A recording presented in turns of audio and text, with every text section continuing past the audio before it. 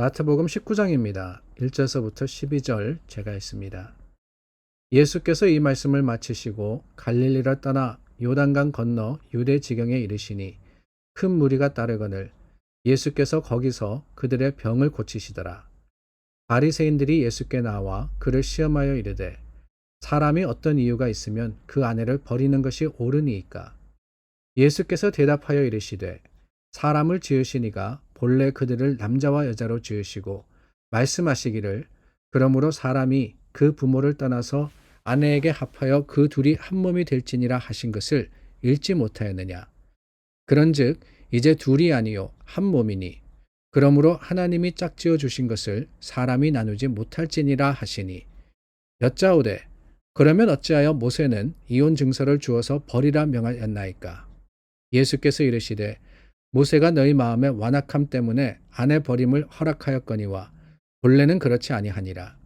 내가 너희에게 말하노니 누구든지 음행한 이유 외에 아내를 버리고 다른 데 장가드는 자는 간음함이니라.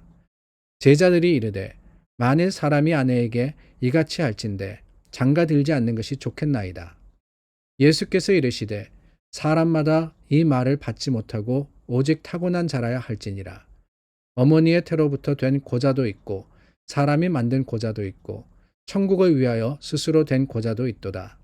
이 말을 받을 만한 자는 받을지어다. 마태복음 19장을 나누었습니다. 마태복음 19장은 예수님의 사역에 있어서 전환점이 된 그런 때입니다. 1절 말씀해 보니까 예수님께서 갈릴리를 떠나 유대 지경에 이르르셨다라고 말씀하시죠. 예수님의 사역의 중심지는 갈릴리 바다 인근이었습니다.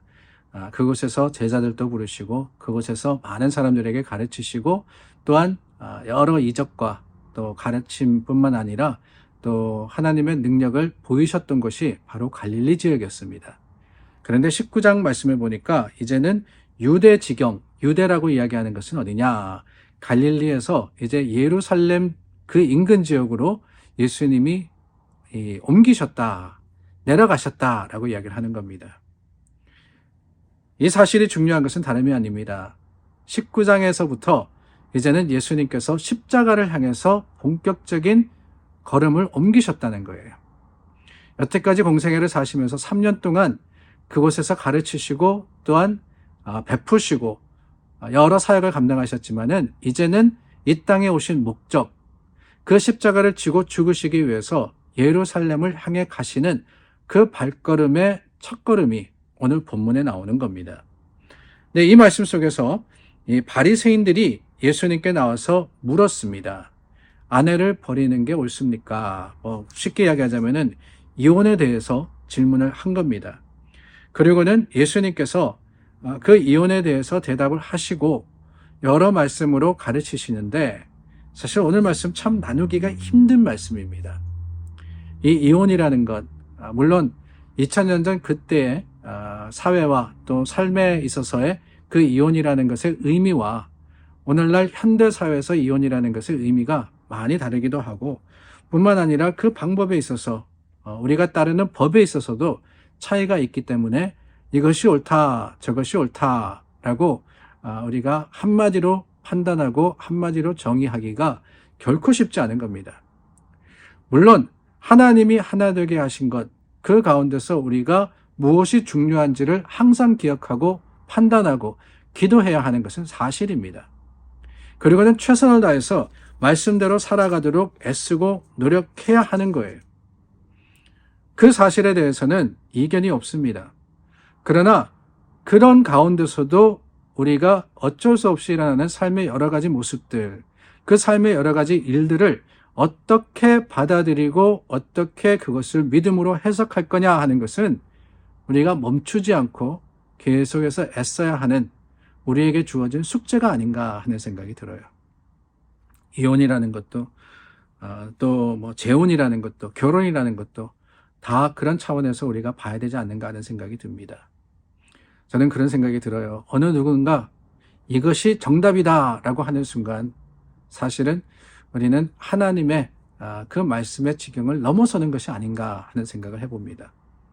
하나님께서 우리에게 주신 말씀, 그 말씀 속에서 우리가 해야 하고 할 수 있는 것은 다른 게 아니에요. 정답을 내리는 것, 그것은 하나님이 하시는 것이고, 그리고 그 하나님의 정답을 찾아가도록 오늘 우리가 발버둥 치고 노력하는 것, 이게 바로 저와 여러분들에게 주어진 숙제이지, 옳다 그르다 판단하실 수 있는 분은 단 한 분이시죠. 누구시냐? 하나님이십니다.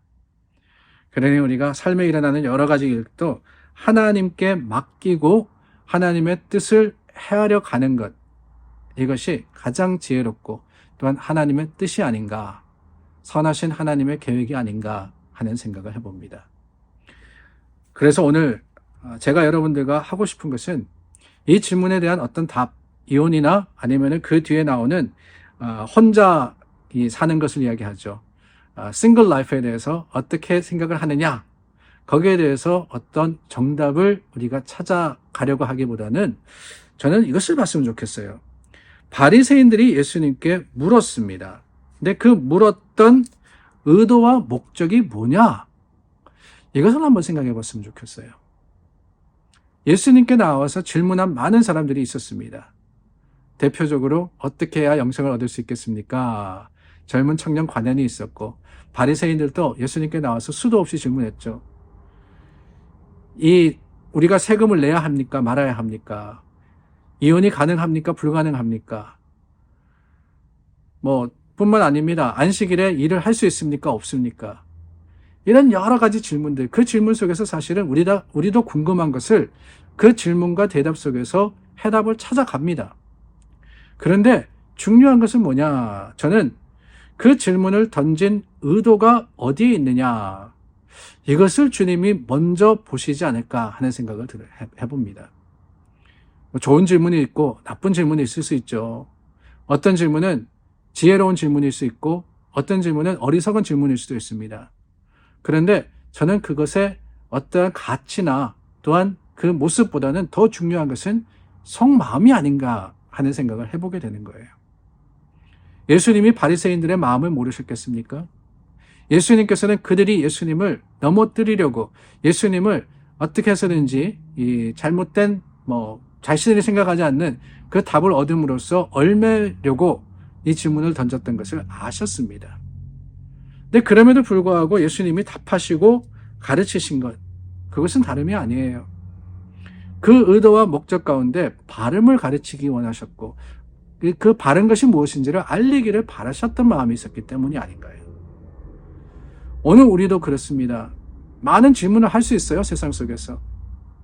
근데 그 질문에 대한 중요한 것은 답을 원하는 마음이 어떠한 목적을 가지고 하는 게 아니라 오픈 마인드로, 정말 주님께서 우리 삶에 여러 가지 우리가 고민하고 또한 어려워하는 것들을 성령과 또한 말씀의 인도 가운데 가르쳐 주시기를 바라는 마음, 그 순수한 마음으로 나아간다면은 어떤 답이든 또한 어떠한 가르침이든 우리가 감사함으로 받을 수 있지 않겠습니까? 하나님 말씀, 그 말씀 참 어렵다고 생각하시는 분들이 많아요. 근데 가만히 생각해보면 왜 어려우냐? 아니, 성경이라는 것이 지식적으로 어려운 책이 아니라 그 성경에서 주시는 여러 답과 또한 가르침이 내 생각과 다르기 때문에 어렵다고 하는 게, 그게 대부분이 아닌가 하는 생각을 해봅니다. 다를 수밖에 없다고 말씀드렸죠. 세상과 하나님이 다르시기 때문에. 그러나 그 다름을 우리가 순수하게 받아들일 수 있는 준비된 마음으로 주님의 말씀을 대한다면 오히려 그 어려움과 또 혼란 가운데서도 하나님께서는 분명히 우리에게 바른 길을 가르쳐 주시고 옳은 길을 알려주실 겁니다.